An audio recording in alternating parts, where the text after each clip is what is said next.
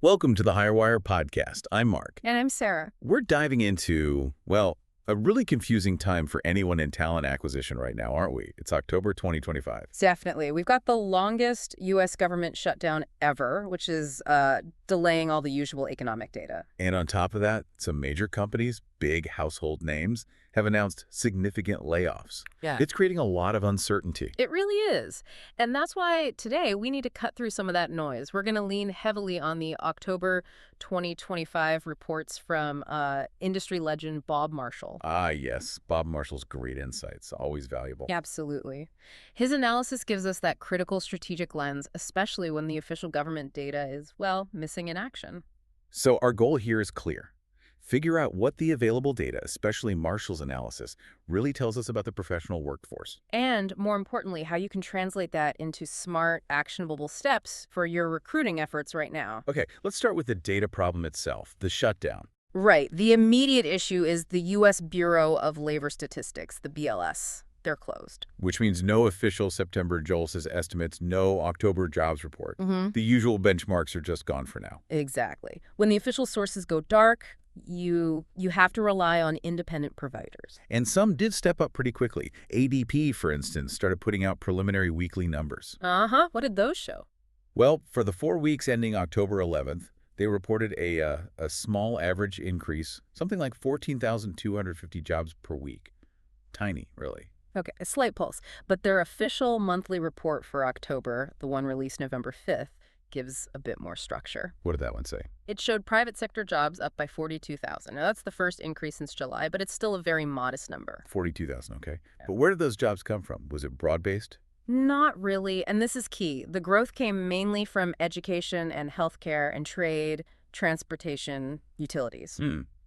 What about the sectors most recruiters focus on? Professional services, tech. That's the revealing part. Professional and business services, information, even leisure and hospitality, they all lost jobs in October. So the rebound, such as it is, isn't happening in those core white-collar areas. Confirms a cautious approach, maybe. Absolutely. Highly selective, very targeted hiring. It also showed up in company size. How so? Large companies, the ones with 500-plus employees, they actually added 73,000 jobs. Wait, 73,000?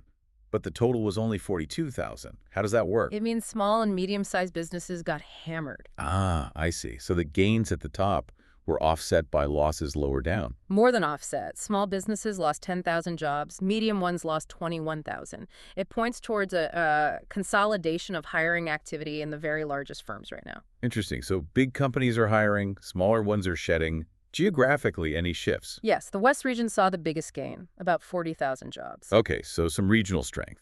But this focus on large company hiring versus SMB losses really leads us into Bob Marshall's territory, doesn't it? Exactly, because recruiters, especially contingency recruiters, need to understand the structure of the market, not just these temporary swings. Let's talk about one of Bob Marshall's great insights then. He always emphasizes looking beyond just the publicly posted jobs. That's crucial right now. The August JOLTS data, the last official count we got before the shutdown, showed 7.2 million published job openings.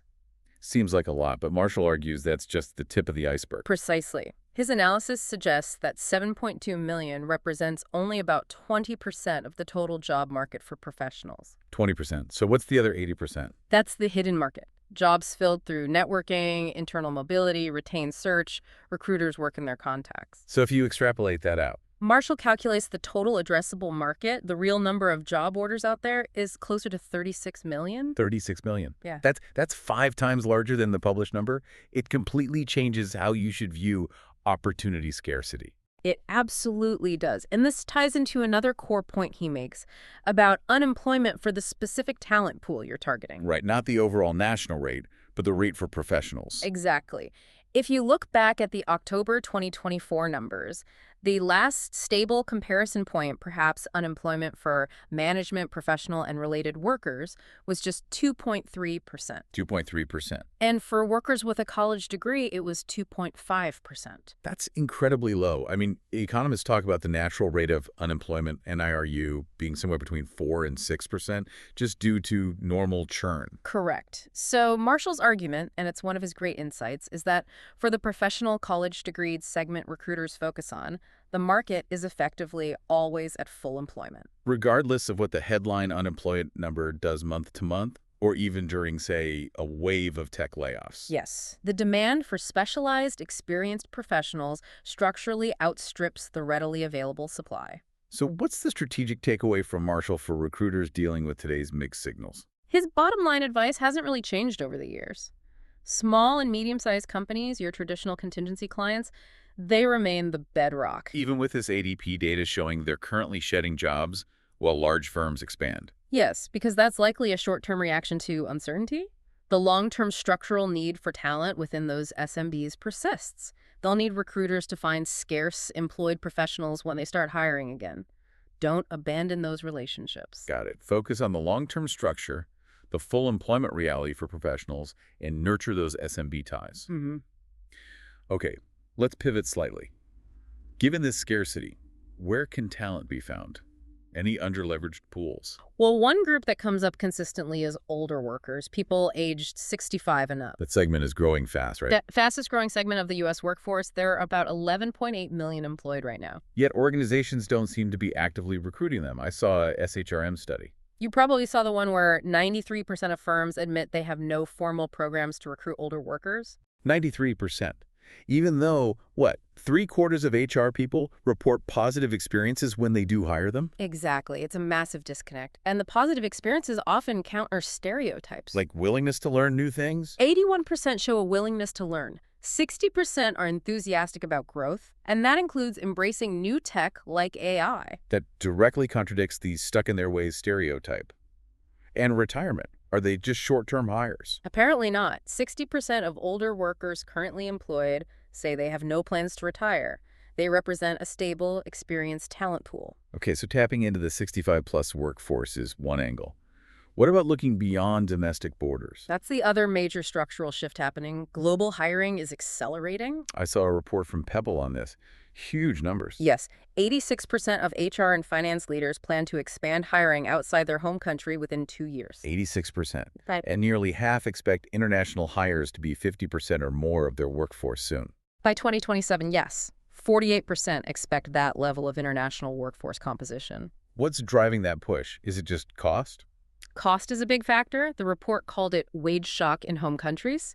61% of U.S. leaders specifically mention wage inflation here as a key reason. Makes sense. But are there other factors? Skills, maybe? Definitely. AI skill scarcity is a global issue, pushing companies to look wherever the talent is, and regulatory hurdles play a role too. Like the H-1B situation in the U.S. That new $100,000 fee per H-1B visa is certainly a significant factor, making international alternatives more attractive for some roles. It adds cost and complexity. So if U.S. companies are looking overseas, especially for something like AI talent, where are they looking? The data shows clear hotspots. Southeast Asia is number one, targeted by 42% of U.S. firms. Okay. Then Latin America at 39% and Western Europe at 24%. That tells you where the global hunt for AI skills is most intense right now. Southeast Asia, LATAM, Western Europe. Got it. Now, speaking of AI, let's bring it back home for a moment. There seems to be a gap. A big one. An Express Employment survey highlighted it. While 72% of hiring managers say their companies use AI. Which is a lot. It is. But 55% admit they don't have the resources or training to actually help their employees use it effectively. So the tech is there, but the internal enablement isn't keeping pace. That must create anxiety. It absolutely does. We're seeing significant worry among job seekers. What kind of numbers are we talking about? 64% worry AI will seriously limit job opportunities in the future. And almost half, 47%, fear their own job could be eliminated. 47%. Wow. Is that fear evenly spread? It seems highest among Gen Z workers and those in lower income brackets. Understandably, perhaps? But here's a weird contrast. Despite that fear, people seem okay using AI for their own job search. It's a fascinating paradox, isn't it? Huge acceptance there. 82% think it's fine to use generative AI for resumes or cover letters. 82%. And even for interview prep. Over half, 53%, are okay using it to help answer interview questions in real time. They fear it, but they're also adopting it as a tool. Fear it, but use it. Yeah. Okay. This ties into workforce sentiment overall.